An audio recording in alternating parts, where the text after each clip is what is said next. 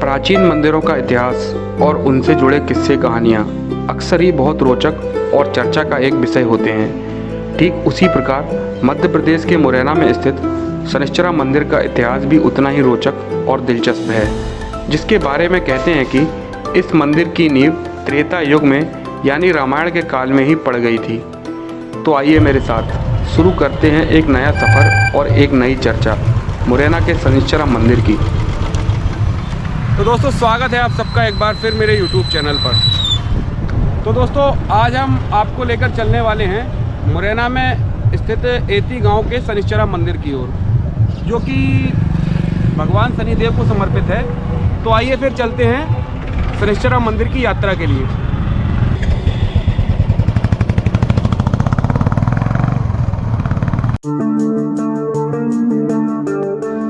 हम आगरा बॉम्बे हाईवे पर ग्वालियर के पास स्थित जलालपुर गांव से सीधा शनिश्चरा धाम के लिए रास्ता ले रहे हैं, और अगर आप चाहें तो ग्वालियर के बामौर और मालनपुर वाले रास्ते से भी इस धाम पर पहुंच सकते हैं।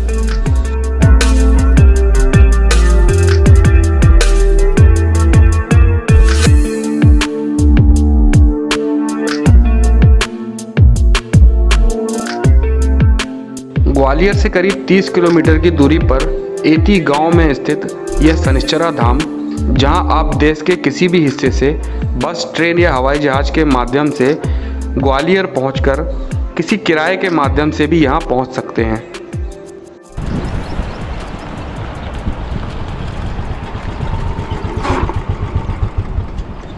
तो दोस्तों, जलालपुर गांव से हम निकले थे और गांव के रास्ते हम आ रहे हैं शनिश्चरा शनिदेव स्थान के लिए। रास्ते में हमें ये जगह मिली, काफ़ी सुंदर जगह है।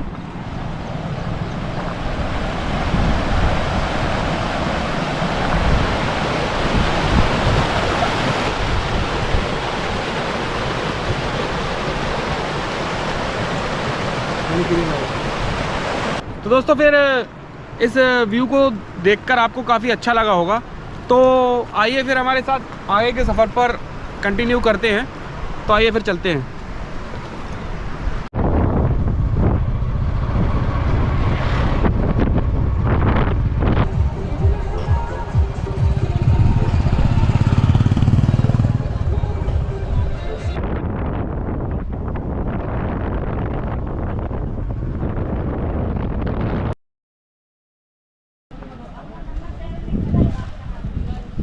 तो दोस्तों, आखिरकार हम पहुंच गए हैं शनिश्चरा शनिदेव मंदिर। तो चलते हैं अंदर और जानते हैं इस मंदिर के बारे में, कुछ क्या रहा है इसका इतिहास और आखिर क्यों है ये इतना फेमस। तो आइए फिर चलते हैं।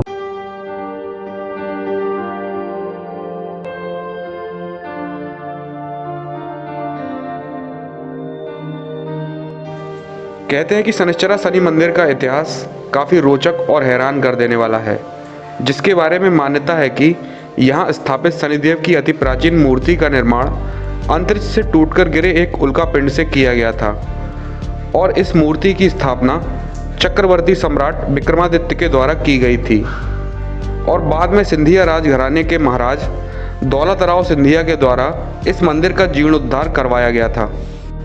साथ में यह भी कहा जाता है कि महाराष्ट्र के प्रसिद्ध शनि सिंगणापुर में स्थापित शनि शिला भी इसी एती पर्वत से ले जाई गई थी।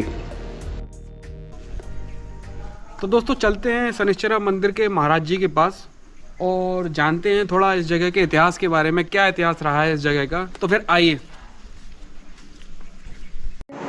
देखिए, ये शनि पर्वत है, एती पर्वत के नाम से जाना जाता है। ये पृथ्वी लोक के पहला शनिधाम है। इससे पुराना शनिधाम कहीं भी नहीं है। ये हम आप सभी जानते हैं कि शनिदेव पृथ्वी लोक के वासी नहीं बल्कि देवलोक के वासी हैं। राम जी, कृष्ण जी पृथ्वी लोक के वासी हैं, क्योंकि इनका जन्म जो है पृथ्वी लोक में हुआ है। पर शनिदेव के पिता सूर्यदेव हैं। सूर्यदेव पृथ्वी लोक में कहीं भी नहीं निवास किए। सबसे पहले पृथ्वी लोक में कब आए? महाराज दशरथ जी लेके आए थे, जो भगवान राम के पिता हैं। वो जानते थे कि न्याय के देवता हैं और तत्काल फल देने वाले देवता हैं। इनका कार्य तत्काल फल देना, और ये जानते थे कि यदि हम अच्छे कर्म करेंगे तत्काल फल मिलते जाएंगे। लेकिन वो स्थापित नहीं कर पाए थे। उसी समय रावण के पुत्र मेघनाद का जन्म होने वाला था। रावण बहुत बड़ा विद्वान पंडित था, वो जानता था कि जो नवग्रह हैं ये कभी न कभी पीड़ा पहुंचाते हैं। वो ये नहीं चाहता था कि मेरे पुत्र के जन्म के समय कोई भी ग्रह विपरीत घर में बैठ जाए, इसलिए नव के नवग्रहों को बंदी बना लिया। यहाँ तक कि काल को भी वो अपने सिरहाने बांध के रखा था।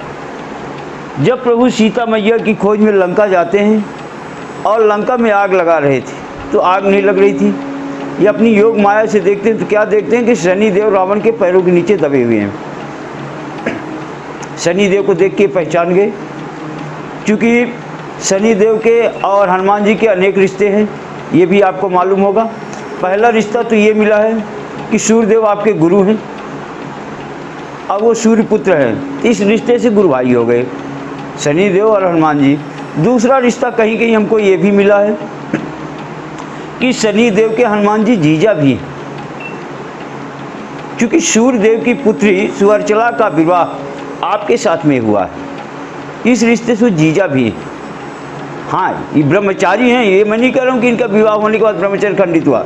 ब्रह्मचर्य खंडित होने का मतलब ये होता है कि जब हम अपनी दुनिया बसाते हैं, आपने दुनिया नहीं बसाई, खाली शिक्षा ग्रहण करने के लिए विवाह किया है, तो इसलिए विवाहित भी हैं। तो वो जानते, शनिदेव को देखते ही पहचान गए। बोले शनिदेव आप यहाँ कैसे? बोले कि हमको तो रावण बंदी बनाया है। और आप कैसे? वो बोले कि ये सीता मैया का हरण करके ला, मैं इसकी लंका में आग लगा रहा हूँ, आग नहीं लग रही, तो क्या करें? तब शनिदेव बताए कि जब तक मैं लंका में रहूँगा तो आग नहीं लगा पाएंगे आप। अरे आप तो बहुत शक्तिशाली हैं, कौन सो काज कठिन जग माही जो नहीं हो ता तुम पाई, आप ही कुछ कहिए कि मैं लंका से बाहर चला जाऊँ। तो बड़ी चतुराई के साथ में शनिदेव को हनुमान जी रावण के पैरों के नीचे से निकाल के और उठा के फेंके हैं लंका से, तो यहाँ आके गिरे। पहले का ये विंध्या पर्वत है, विंध्या पर्वत के नाम से जाना जाता था। उनके गिरने से ये खाई हो गई, गड्ढा हो गया, वो उल्का पिंड के रूप में आए। उसी उल्का पिंड से ये शनिदेव की प्रतिमा का निर्माण हुआ है।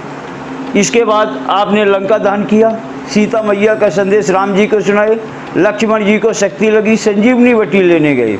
संजीवनी वटी लेके जैसे ही चलने वाले थे उसी समय शनिदेव का पुनः फोन जाता है और बोलते हैं कि आप तो ऐसी जगह हमको फेंक दिए जहाँ ना तो पानी है ना कोई पिलाने वाला है। तो वही रूप लेके बाबा यहाँ विराजमान हो जाते हैं। बोले हनुमान जी महाराज की जय। और गंगा मैया प्रकट कर देते हैं। ये जो आप गंगा मैया देख रहे हैं ये शनि गंगा के नाम से जानी जाती है, गुप्त गंगा है। ये पहाड़ से जल आ रहा है और जाके लुप्त हो जाता है, इसीलिए इसका नाम है गुप्त गंगा। ये तीनों त्रेता युग से यहाँ विराजमान हैं। यहाँ जो भी भक्त आते हैं आने से ही उनकी सभी मनोकामनाएं पूर्ण हो जाती हैं, तत्कालिक पूर्ण होती हैं। ऐसा इसके बाद आता है द्वापर युग, जब प्रभु पुनः अवतार लेते भगवान कृष्ण के रूप में। उस समय भी एक ही शनि धाम बना है आपके वृंदावन में, कोसी कला कोखला वन में है, ये दूसरा शनि धाम है। तीसरा युग आता है कलयुग, जिसका पहला शनि धाम है शनि शिंगणापुर। ये 3 शनि धाम हो गए। और देखिए अपने भारतवर्ष में 2 प्रतिमाएं सबसे ज़्यादा पाई जाती हैं, एक हनुमान जी की और दूसरा है शिवलिंग। लेकिन जिस प्रतिमा के आप दर्शन कर रहे हैं ये विश्व की इकलौती प्रतिमा है, ऐसी प्रतिमा आपको कहीं भी देखने को नहीं मिलेगी। बाबा की कुछ विशेषताएं हम आपको बताएंगे, उसके आप दर्शन करिए, भक्तों को दर्शन कराइए। माता जानकी जी ने आपको 2 सिद्धियाँ दी थी, अष्टसिद्धि नवनीत। कहते हैं अष्टसिद्धि नवनीत के दाता अश्वरदीन जानकी माता। दोनों यंत्र बाबा अपनी भुजाओं में धारण किए हुए, इसके आप दर्शन करा दीजिए। फिर दूसरी विशेषता, आप कटारधारी हनुमान जी, कमर में कटार भी पहने हुए हैं, सिल्वर कलर की कटार पहने हुए हैं। तीसरी और सबसे बड़ी विशेषता, बाबा के नाखून बढ़ते हुए आपको दर्शन होंगे। जो नाखून आज आप बढ़ा हुआ देख रहे हैं, हो सकता है कि अगली बार आएँ वो नाखून आपको छोटा मिले। इस प्रकार से ये बाबा की प्रतिमा जो है अद्भुत प्रतिमा है। ये तांत्रिक प्रतिमा, तत्कालिक फल देने वाली प्रतिमा है। यहाँ बाबा के हाथ जो भी अर्जी लगती तत्काल पूर्ण होते हैं। और बाल्य रूप में बाबा विराजमान हैं। ये वही हनुमान जी हैं जो पिता और पुत्र के बीच में संधि कराई थी, क्योंकि शनिदेव और सूर्यदेव ये दोनों का नहीं बन रहा था, आपने ही संधि कराया है। पिता और पुत्र के बीच में संधि कराने वाले बाबा आप हैं।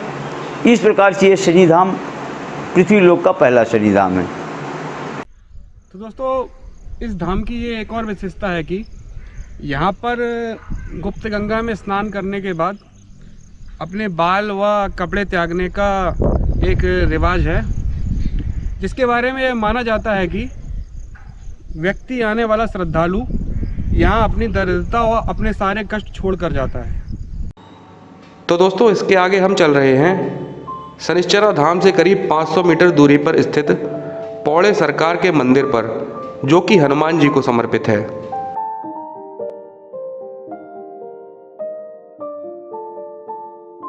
तो दोस्तों पौड़े सरकार के इस मंदिर के बारे में यह माना जाता है कि यह मंदिर भी शनिश्चरा धाम जितना ही प्राचीन है।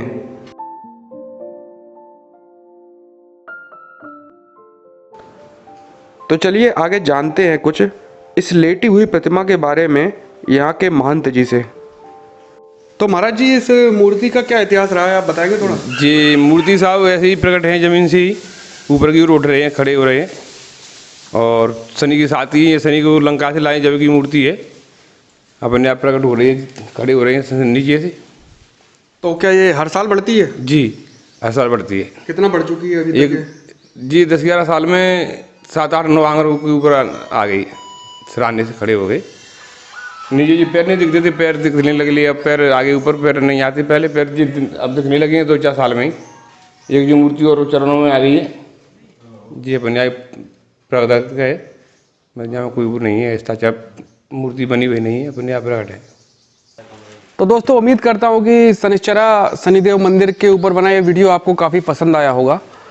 इस तरह के और वीडियो देखने के लिए सब्सक्राइब करें हमारे यूट्यूब चैनल ट्रैवल विद को।